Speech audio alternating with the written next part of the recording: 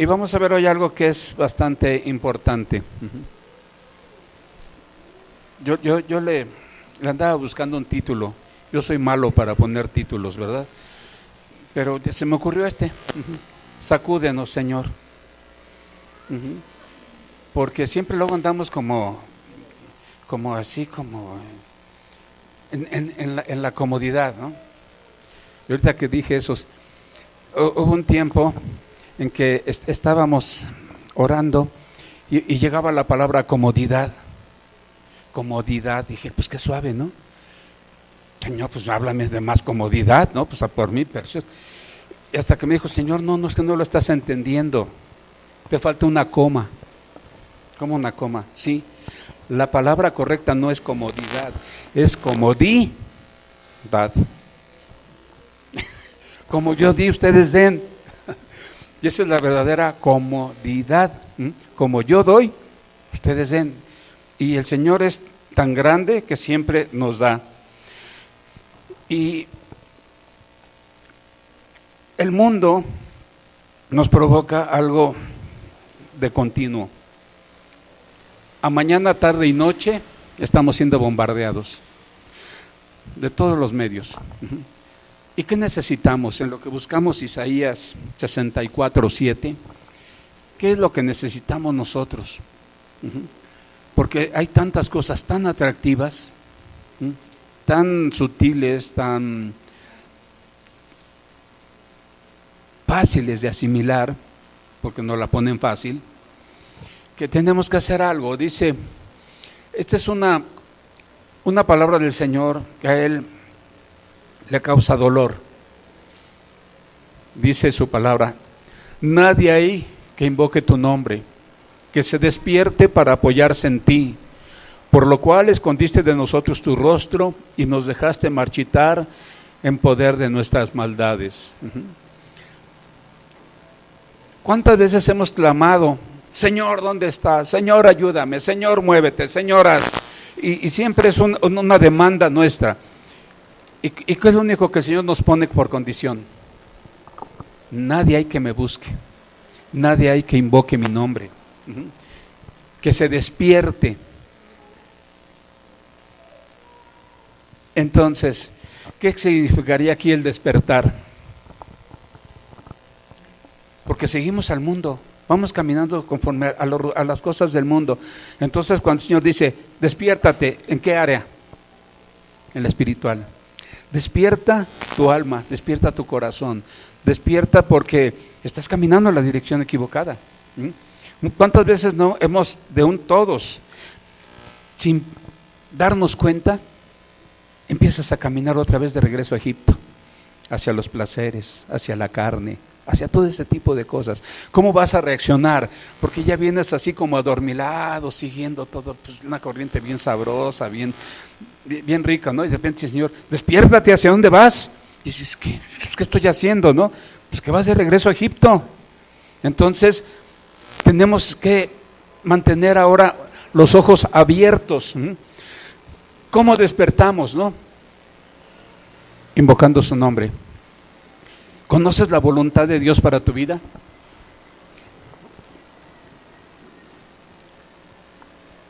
Hace un tiempo le dijimos a los hermanos, ¿sabes tú cuál es tu ministerio? ¿Cuál es tu llamado? Yo no tengo ningún llamado. Claro que tienes un llamado para un servicio. ¿Para qué más? Para un apoyo. Hay gente que dice, yo no sé hacer nada en la iglesia. Lo único que sé hacer es orar. ¿Te parece poco? Es uno de los ministerios más preciosos y más completos, tal vez de los más ingratos, porque nadie te lo va a reconocer. Tú te metes en la intimidad de tu cuarto, nadie te va a ver, y empiezas, Señor, por mi hermana, Señor, aquí está mi corazón, te ruego, sánalo, restáuralo. Y el Señor te oye. Y estás tú en la presencia, estás cara a cara con el Señor, y estás teniendo una intimidad y una comunión. Y en ese momento el Señor, ¿qué te va a decir cuando estás en esa intimidad? Sí, hijo, claro que sí. Y viene la sanidad y viene una serie de cosas. ¿Y quién te lo va a reconocer? Nadie, porque nadie lo va a saber. Pero es el ministerio más precioso que hay, porque es el que va a bajar el poder y la gloria de Jesús hacia los demás. Entonces tenemos que saber cuál es nuestro llamado para poder ejercerlo, ¿no? Si tú fuiste llamado para, ¿qué podemos decir? A gente no le gusta este llamado, para la limpieza. Los apóstoles servían las mesas, hacían todo el trabajo. Aparte de predicar, todo eso se daban tiempo para todo. También es un llamamiento, es un ministerio. Entonces, ¿qué necesitamos hacer para identificar esto, no? Uno, apoyarnos en el Señor. Y si no lo hacemos, por más que clames, no va a pasar nada. ¿Por qué me llamas Señor, Señor, y no haces lo que yo te digo? Bueno, ¿qué es lo primero? Pues acércate a mí. ¿Quieres recibir de mí? Acércate a mí. Imagínense si ahorita viene una persona pidiendo $1 para un taco y está allá afuera en el camellón esperando a ver a qué hora nos asomamos, o nos dice así en voz baja: si alguien se asoma, déjeme $1. ¿Quién lo va a oír? Nadie. Pero ¿qué pasa si entra, llega hasta aquí y dicen: hermanos, tengo hambre, ¿me pueden apoyar para comerme un taquito? ¿Quién le daría? Todos, ¿verdad? ¿Ven la diferencia? Eso es lo que hacemos. Estamos lejos del Señor con nuestros actos, con nuestras ansiedades, con el trajinar de la vida diaria, que no llegamos, pero esperamos una respuesta. Dice: Señor, es que no me estás invocando, no estás llegando a mí. Entonces, dice: por lo cual escondiste de nosotros tu rostro, y lo peor es que nos marchitamos. ¿Se acuerdan que vimos lo de la hojita? Esa hojita que cae del árbol, que ya no cumple su función, sino que empieza a marchitarse. Entonces, antes de seguir todo lo que es el mundo, tenemos que tener un despertar en el espíritu. Y esto se da, como dice Deuteronomio 32:11. Deuteronomio 32:11.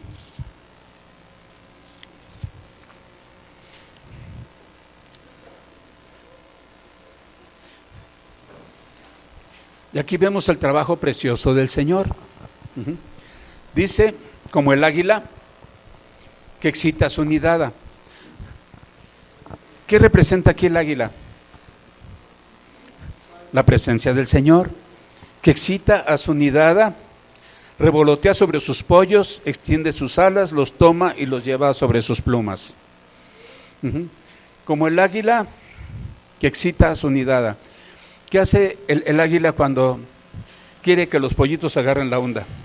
Porque los pollitos tienen que crecer y tienen que empezar también a mover sus alas, ¿no? Porque tarde o temprano va a tener que volar.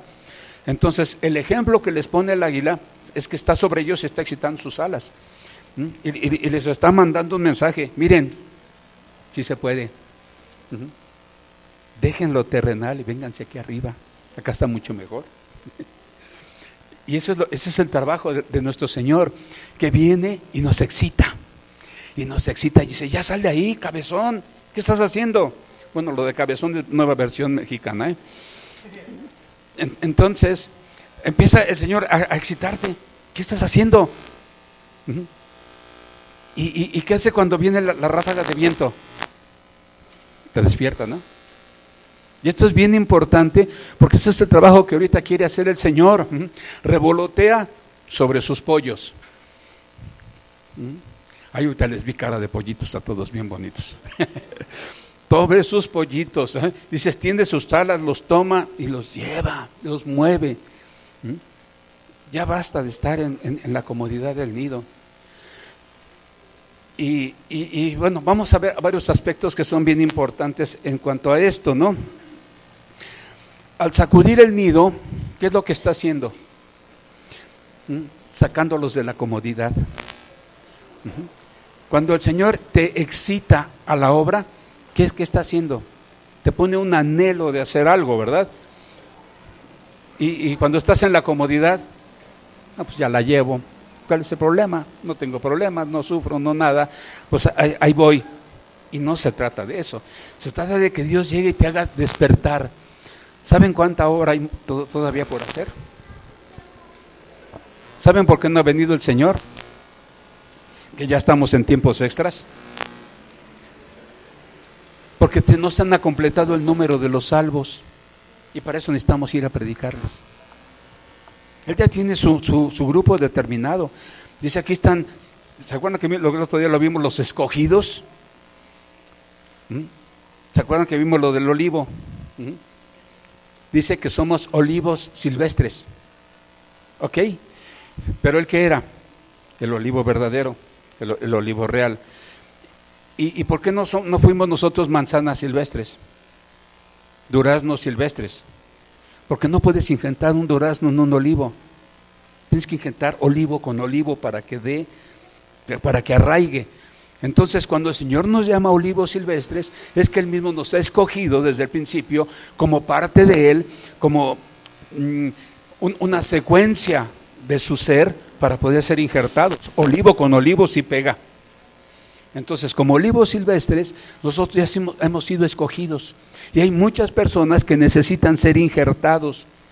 Y el trabajo de la iglesia ahorita es ir por ellos. Se completa el número. Y si lo completamos mañana, qué padre, porque mañana nos vamos. Ya nos está esperando nuestra casita ya. Bueno, nada de casita. Nuestra mansión. Que Dios no es poquitero. Si va a hacer calles de oro, imagínate. Que te va a dar casita de interés social, ¿verdad? No, te va a dar mansión. Entonces, ¿cuándo vamos a ir por ella? Ya, en cuanto hagamos lo que nos dice. ¿Qué nos está haciendo ahorita el Señor? Te está excitando. Ya, párense, órale, hay mucho que hacer. Y te está revoloteando sobre nosotros. Extiende sus alas y dice, hijos, a la chamba, a la carga, mis valientes. Como diríamos aquí en México, pamba al que se raje, ¿verdad? Entonces, Dios nos tiene que sacar de una comodidad. ¿Saben? El Evangelio siempre es un sacrificio. Un sacrificio que te lleva a entregar algo de ti. ¿Qué te pide Dios? ¿Te pide tu tiempo? ¿Te pide unas horas? ¿Qué te pide? Obediencia. ¿Qué más? ¿Qué te pide? No le hagan al cuento. Te pide todo, toda tu vida. ¿O no se la has entregado? No le dices, Señor, aquí está mi vida, tómala. Heme aquí, Señor. Entonces, ¿qué te está pidiendo? Todo. Y eso implica un sacrificio. Una vez tenía yo, bueno, me han pasado varias veces. Un día fui a predicar una boda totalmente enfermo. Había tenido vómito y diarrea toda la noche. Estaba yo destrozado por dentro, De esos días que yo no me podía ni parar, me sentía mareado así todo. Y tenía que ir a ministrar una boda. Y además la boda era en un parque. Y sin micrófono. Y yo no sabía, dije, no, ¿cómo me quito el compromiso? Si ya lo tengo. Y tengo que presentarme en un par de horas ahí. No hay sustituto, tengo que hacerlo. Estuvimos orando mi esposa y yo. Nomás me tomé un ¿cómo se llama? De esos Gatorade para hidratarme. Y me fui así a ministrar. La gente dice que cuando estaba yo allá no se me notaba nada, que estaba yo enfermo. Porque cuando te metes a hacer la obra, Dios te da esas fuerzas del águila. Y yo llegué y prediqué y sin micrófono a grito, ya, velate para acá y que Dios. Y cuando terminé, ya entonces te vienes abajo. Pero cuando haces la obra, Dios te da esas fuerzas. Y es maravilloso porque nos exige muchas veces más allá. He ido a ministrar así, no cansado, agotado físicamente. De esos días que ya dices, ya no me quiero mover, pero por nada. Y dice, Señor, vas a ir a predicar. Híjole. pues vamos. Ya llegas, así que ya no quieres ni dar un paso. Llegas a la reunión y se te fue el cansancio. Y estás predicando como si nada, bien padre. Dices, oye, esto es glorioso, ¿no? Ya cuando llegas a tu casa, nomás abres la puerta y otra vez, ahora sí ya, a descansar. Pero me ha sorprendido cómo el Señor nos da esas fuerzas extras. Él es el que renueva todo. Pero ¿qué tenemos que hacer? Una entrega por delante. Entregas tu vida y Dios cumple. Y Dios te fortalece. Ay, es que voy a ir a la reunión, pero está lloviendo, Dios. No, mejor la semana que entra ya me presento. Digo, yo sé que ustedes no lo han hecho, pero por si las dudas. Estoy muy cansado, hoy tuve mucho trabajo, ya lo único que quiero es bañarme y meterme a la cama. ¿Qué más? Porque somos maestros de las excusas. ¿Qué otra excusa ponemos? Mi niño tenía tosecita. ¿Qué más? Sí. Ya sé que se les están ocurriendo 20,000, porque para eso sí somos buenos. Pero entonces tenemos que salir de esa comodidad. O le entregamos a Jesús todo. Dice, bueno, en el versículo pasado, dice que de lo contrario va a ser difícil que nos oiga. Isaías 40, versículo 29. 40, 29.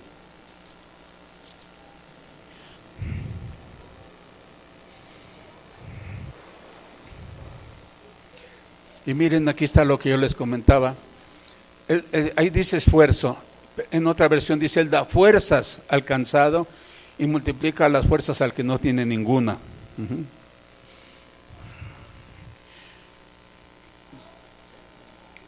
Los hombres se cansan. ¿Te has cansado ya de echarle las ganas al Señor? Porque luego muchas veces veo que la gente se desanima. Ay, no pasa nada, ya me cansé. Pero dice que Él da fuerzas.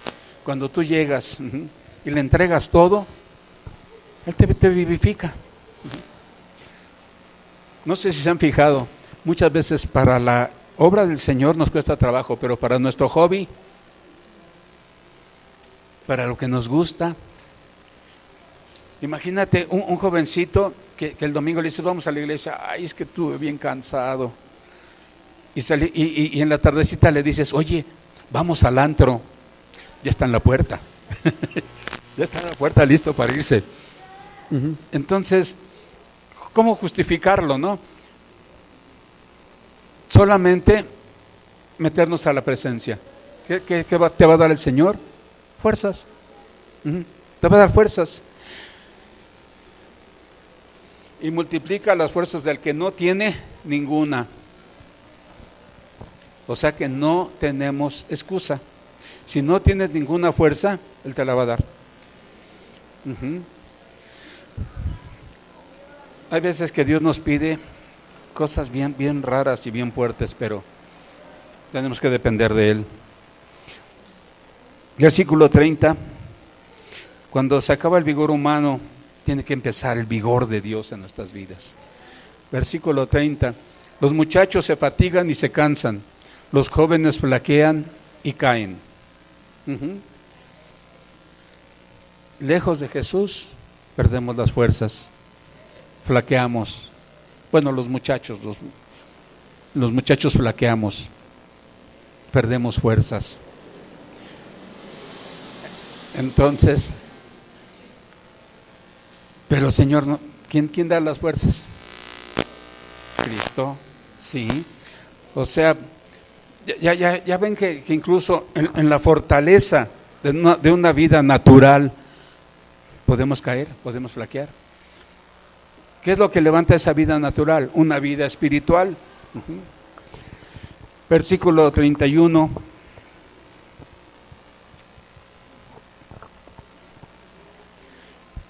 Pero los que esperan en Jehová tendrán nuevas fuerzas. Levantarán alas como las águilas, correrán y no se cansarán, caminarán y no se fatigarán. Los que esperan en Jehová tendrán nuevas fuerzas. O sea, imitando a Jesús, somos motivados a hacer esa obra. Somos motivados. ¿Saben por qué el águila revolotea en el nido? Porque el nido es un lugar de comodidad. ¿Qué tiene en el nido el polluelo? Le pone hasta su camita de plumas, ¿verdad? Para que esté contento, porque las ramitas tienen muchos picos y eso los lastima. Entonces el águila les hace su camita así rica, pero ya cuando el polluelo ya está listo y no quiere abandonar esa comodidad, entonces llega el águila, le revolotea, le quita todas las plumitas, le avienta aire, le quita toda la comodidad, dice ahora, o te levantas porque ya no vas a estar a gusto en tu nido. Y esa es una de las características del águila. Órale, a volar, te estoy poniendo el ejemplo, órale, y sal de esa comodidad, porque si te quieres quedar ahí, vas a sufrir. Y esa comodidad, ¿cómo se llama? Esas espinas, los problemas que vamos a tener siempre. ¿Te quieres quedar en el problema? Entonces tienes que levantarte del nido y aprender a volar. Eso es tan importante porque luego no lo hacemos, estamos cómodos. Entonces llega el Señor y dice, órale, te agito el nido, te meto a problemas, vas a ser probado, pero ahora, ¿cuál es la condición? Depende de mí. ¿Qué dice aquí? ¿Se acuerdan que vimos que el águila llevaba encima al polluelo? Él se quiere echar encima nuestras cargas. Y para eso tiene que estar dándole, avivándonos, sacudiendo el nido, sacándonos de la comodidad. Y esto es bien importante porque si no obedecemos, nos vamos a quedar en un punto donde hay sufrimiento, donde están siempre las espinitas dándonos lata, ¿no? Y cuando te enseña el Señor a salir a otro nivel, vuela ahora, sal de eso, ya no te va a lastimar los palitos y las espinas, sal ahora y empieza a disfrutar de lo mío. Es cuando dejamos ahora ese nido cómodo y empezamos a volar y a hacer la obra de Dios. ¿Sí está claro? Si no, vuelvo a empezar. Entonces, es importante porque también Jesús, cuando agita las alas, nos motiva a abandonar un lugar también de refugio. ¿Cuál sería? El mundo, nuestros anhelos, nuestra carnota, ¿sí o no? Empieza a decir, ¿ya viste que esto te está lastimando? Como dijimos hace rato, ¿no? Si estás en la comodidad, te es más fácil tomar otra vez camino de regreso a Egipto. Entonces tiene que sacarte de eso. Dice, ¿a dónde vas? Dios nos quiere recoger de ese Emaús, ¿no? Al que vamos. En vez de ser cristianos avivados, nos empezamos a sentir cómodos, a gusto, sabroso, agradable. Por eso mucha gente hasta busca el evangelio light, así rico, que nos digan que somos poderosos, somos vencedores, y esto, y todo es vida y dulzura, y ahí está la miel de la roca, y ahí está todo. No, la vida no es eso. Jesús no nos prometió eso. ¿Qué nos prometió Jesús? En el mundo tendrás aflicción, y esa es promesa. Pero confía, yo ya vencí la aflicción. Entonces, vas a entrar a la aflicción, pero Él te va a ayudar a salir de la aflicción. Dice, junto con la prueba, te doy la salida. Y esta es la idea de lo que Dios quiere motivarnos. Sí va a haber problemas, sí va a haber de todo tipo de conflictos, pero ¿qué va a pasar? Juntamente con los problemas nos saca. Agarrados de su manita, o como dice ahí, nos subimos en el águila y nos lleva a otra dimensión. Esto es lo importante.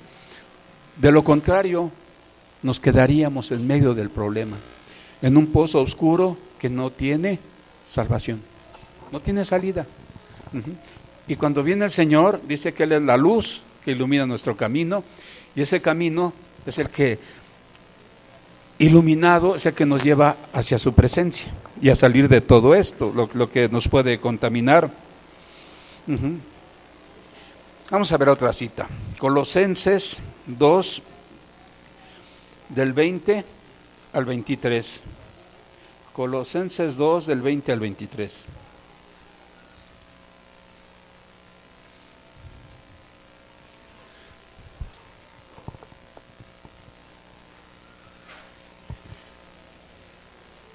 ¿Listos? Dice, pues si habéis muerto con Cristo en cuanto a los rudimentos del mundo, ¿por qué, como si vivieseis todavía en el mundo, se someten a preceptos? Y aquí habla de muchas cosas mundanas, ¿no? No manejes, no gustes, no toques, en conformidad a mandamientos y doctrinas de hombres. Entonces, si estamos en Cristo, ¿todavía nos podemos someter a los hombres? Ahí dice que sí. Si estás en Cristo, ¿por qué todavía te sujetas a los rudimentos? ¿Por qué? ¿O no has muerto? Aquí me acordé de Isidro, ¿no? Cuando dejó aquí la iglesia en México y llegaba a pedir cuentas, ¿no? Y había 2 o 3 pastores en ese tiempo en comunidad. Y llegaba y, ¿cómo vamos? Ay, vamos, Isidro, nomás que fíjate que pues aquí tenemos este problema y esto y lo otro. Y se quedaba Isidro. Todavía están vivos. Y se iba. Y llegaba otra vez, ¿cómo vamos? No, es que mira, vamos bien, pero es que no, es que él dice esto, yo digo que esto es de esta otra manera. Todavía están vivos. Y cuando llegaba y decía, ¿cómo vamos? No, ¿sabes qué? Pues ya entendimos, tenemos que unirnos, tenemos que caminar juntos, tenemos que tener una sola visión, tenemos que sabernos humillar unos a otros. Dijo, ahora sí están muertos, ahora sí ya pueden tomar el ministerio. Y eso es lo que luego no hacemos, ¿no? No sabemos morir. Todavía la carne se subleva. Y dice aquí, son cosas del mundo. No hagas, no gustes, no esto. El diablo es su especialidad, ¿no? Darnos doctrinas de hombres. ¿Saben que cada día hay nuevas iglesias con nuevas doctrinas y la mayoría satánicas? Estamos hablando de humanismo. El humanismo está, ahorita últimamente el calvinismo, salvos, siempre salvos. Hagas lo que hagas, tu salvación no se pierde. Puedes asesinar y no se pierde tu salvación. Te puedes suicidar y te vas al cielo. Fíjense, todo ese tipo de errores tan fuertes que se están predicando. Entonces, entre humanismo, calvinismo, incluso ya muchas veces está un satanismo abierto. Ahora está la cientología, que todo es a través de la ciencia. Tu Dios ya es la ciencia, tu Dios es el dinero, tu Dios es la fama. Todo ese tipo de cosas que están trayendo conflictos a la iglesia. Y son, dice, doctrinas y mandamientos de hombres. Porque el Señor no dice eso en su palabra. Ahora, no puedes agarrar un versículo y hacer una doctrina. Y ese es uno de los errores que se están cometiendo. Tienes que agarrar un concepto global y general.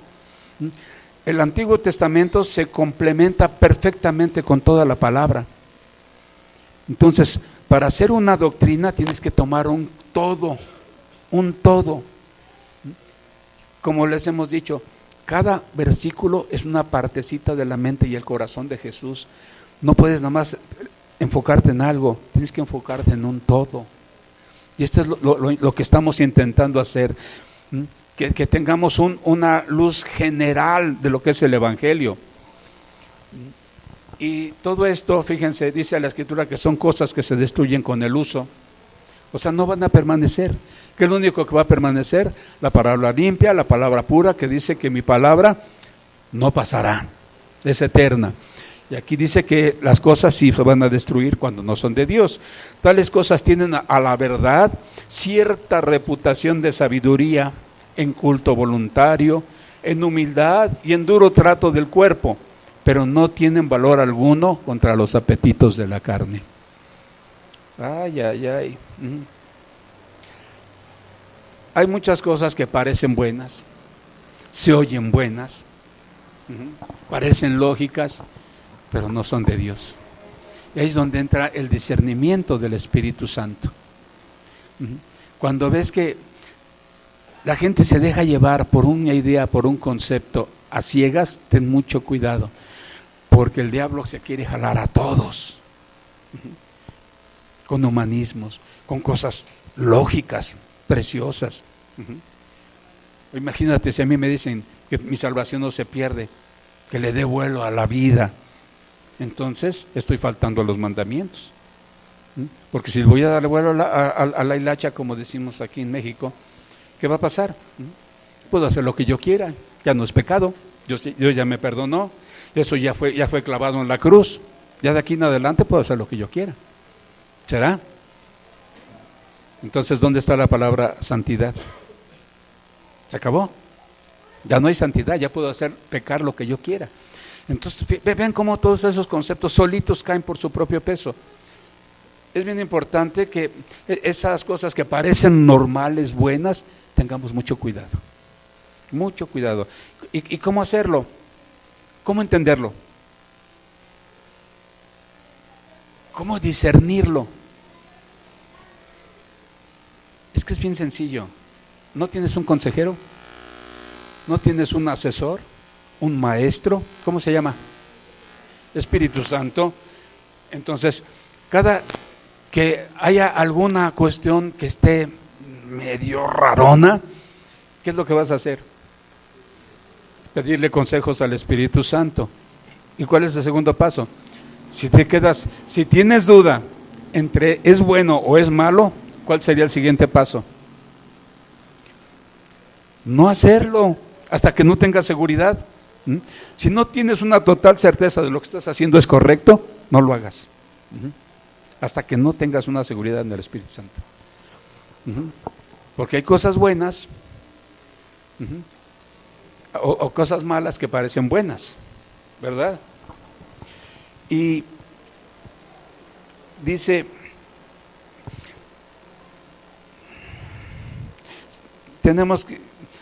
muchas veces nos sometemos a la carne, y ese sometimiento son respuestas humanas que no vienen de Dios.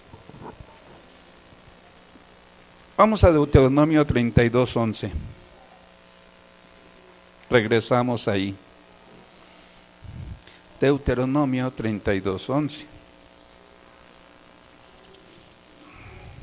Ya lo vimos. Dice aquí que el Señor, cuando extiende sus alas, nos toma y nos lleva sobre sus plumas. ¿Quién te está cargando a ti? Ya no dependes de tus fuerzas, ya no dependes de ti. Llega ese ser tan poderoso y ahora te dice, órale, yo te cargo. Incluso había hace tiempo, no sé, yo creo que todos lo vieron, ¿se acuerdan? Había ¿cómo le llaman? Pues como un folleto que se llamaba Las Huellas del Señor, ¿se acuerdan? Sí lo vieron, ¿verdad? Ese donde venía una persona caminando en la playa y veía unas huellas junto a él y sabía que el Señor venía caminando junto a él, pues ahí veía sus huellas y pues volteaba y veía dos pares de huellas, ¿no? Ya pues viene el Señor conmigo. Y llega un momento en que voltea y ya no había los dos pares de huellas, ya nada más había un solo par. Y dijo, híjole Señor, ¿por qué me has abandonado? Dijo, no te he abandonado, lo que pasa es que ahora yo te llevo cargando, por eso ya nada más ves un par de huellas. Y así es lo que hace el Señor, nos echa sobre Él y dice, ahora yo sostengo tu vida, hijo. ¿Qué se necesita para eso? Confiar en Él, tener fe en Él, creer la palabra. Esto es tan precioso, tan maravilloso, que esa seguridad de saber que el Señor nos sostiene debe de ser el aliciente a nuestro caminar de todos los días. ¿Cómo se da esto? Malaquías 4:2. Malaquías 4:2.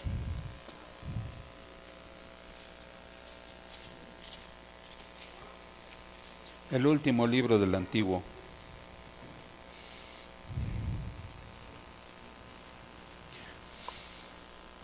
Malaquías 4:2. ¿Ya tienes? Ok, ahorita lo pasamos. Mas a vosotros, los que teméis mi nombre, ¿qué? Nacerá el sol de justicia, y en sus alas traerá salvación, y saldréis y saltaréis como becerros de la manada. ¿Ya ven la respuesta? Ya nos sacó de la comodidad, pero ahora viene el goce de ser útiles, el goce de ser alguien que está haciendo la obra de Dios. Los que temen el nombre del Señor, dice que van a ser, ¿quién? El sol de justicia. ¿Se acuerdan que hay una parte en la Biblia que dice, no se ponga el sol sobre tu enojo? Ahora, ¿cómo se interpreta esto? Fíjate, dice, no, es que antes de que acabe el día, tengo que estar en paz con la gente, ¿verdad? Sí, también es válido. Pero ¿qué sol? El sol de justicia. Entonces, cuando dice, no se ponga el sol sobre tu enojo, no es el sol físico, es que no se ponga ese sol de justicia que está alumbrando tu camino. Porque si tú empiezas a no reconciliarte, a tener odios, rencores, todo eso, la justicia de Dios no va a operar. Entonces ese sol de justicia no va a alumbrar. Entonces cuando tú estés enojado, reconcíliate y el sol de justicia estará obrando en ti. ¿Sí se entiende? No es el sol físico. No se ponga el sol sobre tu enojo. Los que temen mi nombre, nacerá el sol de justicia. ¿Quién es el sol de justicia? Jesucristo. ¿No es el que nos ha justificado de nuestros pecados? Entonces, y en sus alas, fíjate, habla del sol y en las alas, dice, traerá salvación. ¿Qué trae el sol de justicia? Salvación. ¿Qué necesita tu mente y tu alma? Salvación.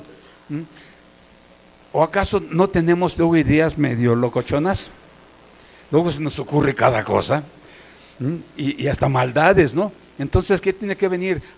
A una salvación en mi mente y sacar esos pensamientos, sacar cosas que estorban, ¿no? Quitarlas, y trae salvación, porque la salvación tiene una gama muy amplia de interpretación. Y saldrán, y entonces viene, ¿qué es el reino de los cielos?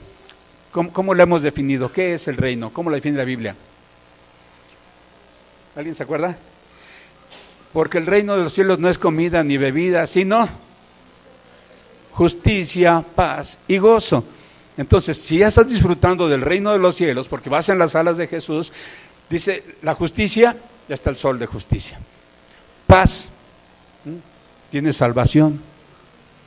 Y dice que entonces, y vas a saltar como becerro de gozo, de alegría, porque estás en la presencia de Dios. ¿Ok? Vean cómo toda la Biblia se está complementando por ella misma, ¿no? Entonces, las alas en las que nosotros reposamos son las alas de salvación. Y vamos a terminar con Isaías 55:9. Isaías 55:9.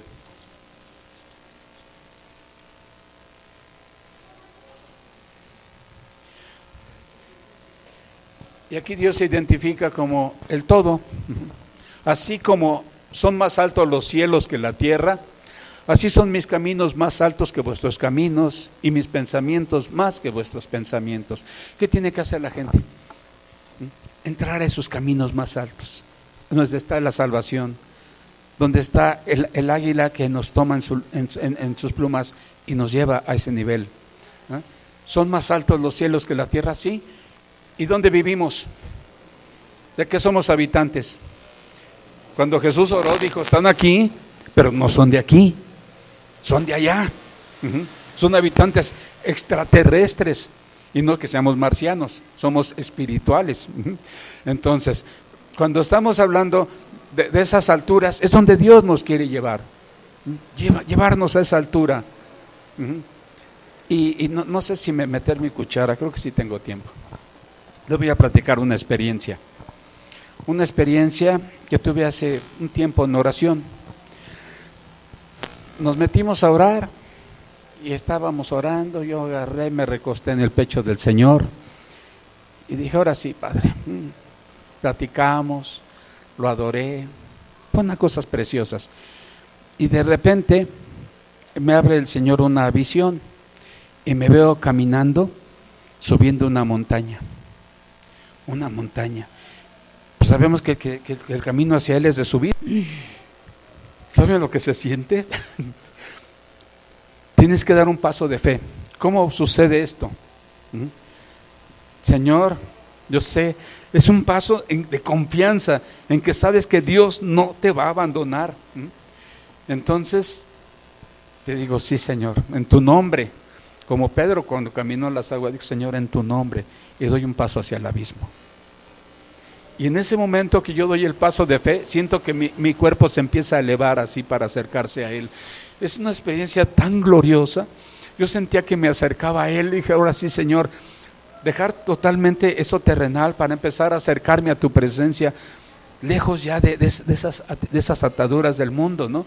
Entonces empiezo yo a acercarme a Él, y en ese momento que estoy ya oyendo su voz y estoy yendo hacia Él, ya saben que no falta algún hermano bien hermoso, que estás tú metido en el Espíritu. Oiga, hermano,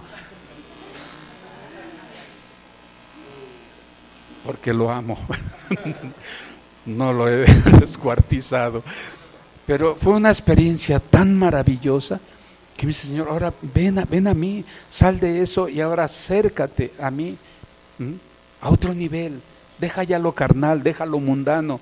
Y yo lo entendí así, ¿no? Y todos tenemos que hacerlo, llegar a un límite natural y ahora subirte a las alas del águila y decir, vamos al acercamiento más profundo contigo.